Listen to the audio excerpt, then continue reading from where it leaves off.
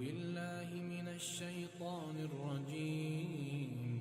في ناس كتير بتفتكر ان اكتر حاجة مرعبة ممكن تحصل ليك انك تشوف شبح او تسمع صوت غريب،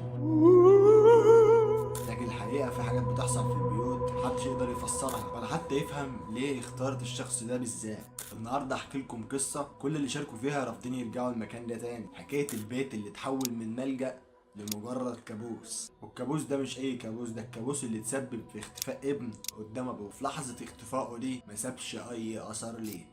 بطل القصة دي اسمه عم منصور. عم منصور ده كان عايش في قرية صغيرة في صعيد مصر. عم منصور ده كان راجل بسيط وطول عمره عايش في الغربة، ولما قرر يرجع مصر قرر يعيش في بيت ابوه القديم اللي بقاله سنين مقفول. ومن اول يوم وهو ملاحظ حاجة غريبة، كل ما يفتح باب البيت يلاقي ريحة بخور غريبة. والريحة دي ما كانتش وحشة، بالعكس كانت ريحة حلوة مع ان البيت بقاله سنين مقفول. لكن مكان ريحة البخور دي مش معروفة. في الاول افتكرها من عند الجيران، لحد ما في يوم وهو داخل البيت بالليل شاف باب من ابواب الاوض مفتوحة مع انه متأكد ان هو قافلهم قبل ما يخرج. في اللحظة دي راح يقفل الباب، لكن اول ما قرب من الباب اتقفل لوحده من غير هوا ومن غير ما اي حد يقرب منه. عم منصور كانت شخصيته قوية وما كانش بيخاف بسهولة، لكن اللي حصل بعد كده خليه يسيب البيت وما يرجعلوش تاني خالص. وفي ليلة من الليالي حوالي الساعة 3 الفجر صحى صوت خطوات ماشية في الصالة رايحة جاية.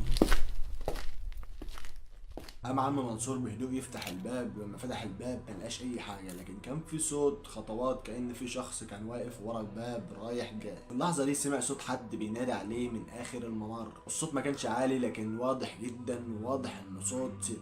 يا منصور.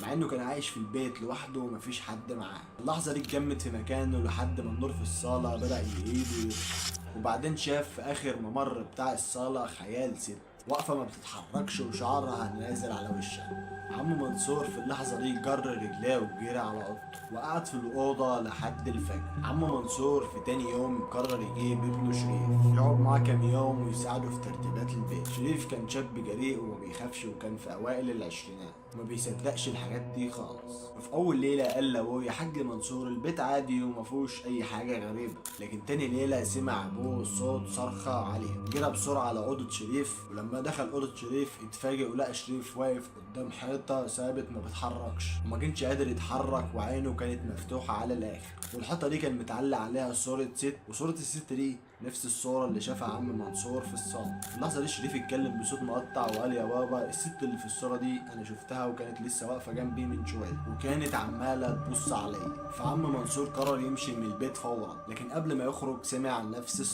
الصوت بينادي وبيقول: مش هتسيبوني؟ وفي اللحظة دي النور طفى فجأة والباب الرئيسي للبيت اتقفل لوحده. وشريف حاول يفتح الباب لكن معرفش، وفجأة صرخ بصوت عالي وبعد كده اختفى قدام عين ابوه. واختفاء شريف في اللحظة دي زي ما بيقولوا كده الأرض انشقت وبلعته. لحد النهاردة الشرطة ملقتش أي أثر لشريف، والبيت اتقفل بالشمع الأحمر لحد دلوقتي. وكان كل لما حد يقرب من البيت ده يسمع صوت واضح جدا نفس صوت الست، زي ما يكون مستنيه اي حد يدخل البيت علشان تاخده زي شريف. وفي النهاية مش كل بيت مهجور فاضي، ومش كل باب مقفول بيحميك، واوقات في حاجات موجودة في البيوت دي مستنية اي حد يفتح لها. وكده نكون وصلنا لنهاية القصة والحكاية. لو عجبكم الفيديو ما تنسوش اشتراك في القناة وتفعيل زر الجرس عشان يوصلكم كل جديد، وما تنسوش توصلوا الفيديو لاكبر عدد من اللايكات. لو حابين نستمر في نفس المحتوى ده اكتبوا لي في الكومنتات، والى اللقاء في فيديوهات اخرى ان شاء الله.